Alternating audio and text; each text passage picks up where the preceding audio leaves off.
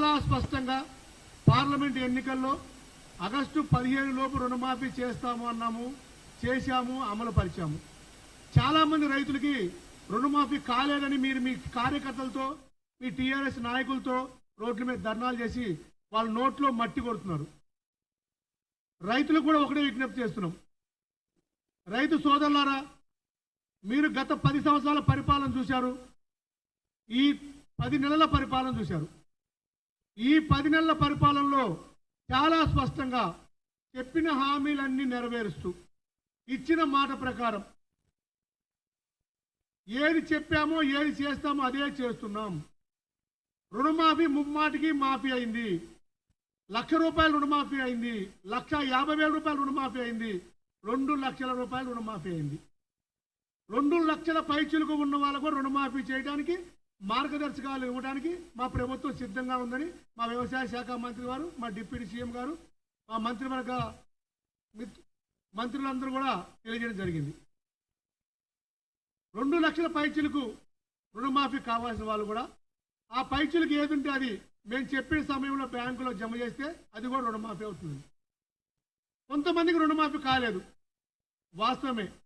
దానికి కూడా చాలా స్పష్టంగా చెప్పాం. అనేక కలెక్టర్ కార్యాలయాల్లో వారికి డెస్కులు పెట్టాం. రుణమాఫీ కాని వాళ్ళు అక్కడ అప్లై చేయమన్నాం. ఎందుకు కాలేదో కంప్లైంట్ ఇవ్వమన్నాం. గ్రామాల్లో ఎంఆర్ఓకి ఇవ్వమన్నాం, కలెక్టర్ ఆఫీసులు ఇవ్వమన్నాం. మీరు చేయాల్సిన పని ఏంది మిత్రులారా?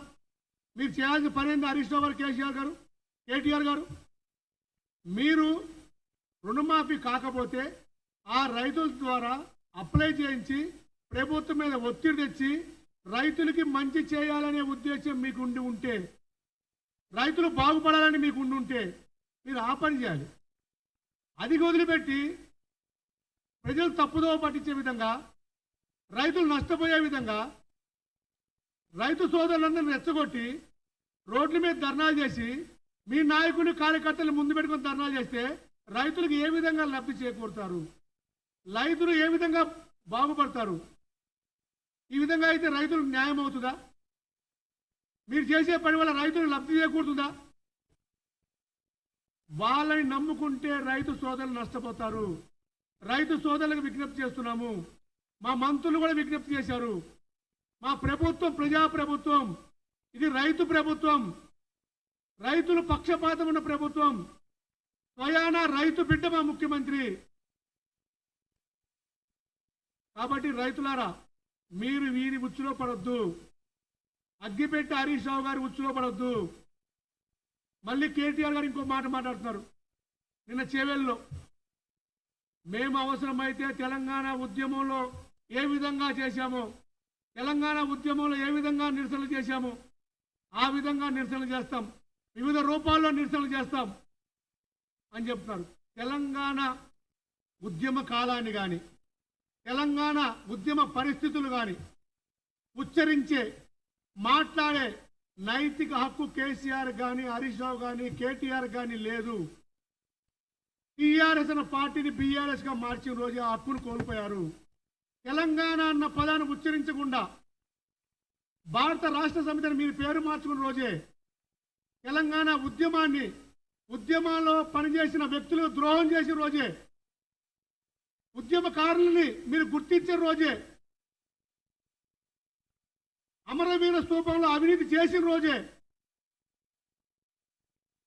వాటి సాక్షిగా తెలంగాణ ఉద్యమాన్ని, తెలంగాణ అమరవీరుల్ని, తెలంగాణ పదాన్ని ఉచ్చరించే నైతిక హక్కుని మీరు కోల్పోయారు.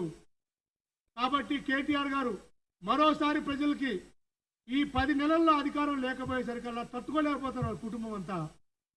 10 నెలల్లో వారు ఏం చేయాలో అర్థం కాక మళ్ళీ ప్రజల్ని రెచ్చగొట్టి మళ్ళీ ఉద్యమాన్ని చూపిస్తామంటున్నారు.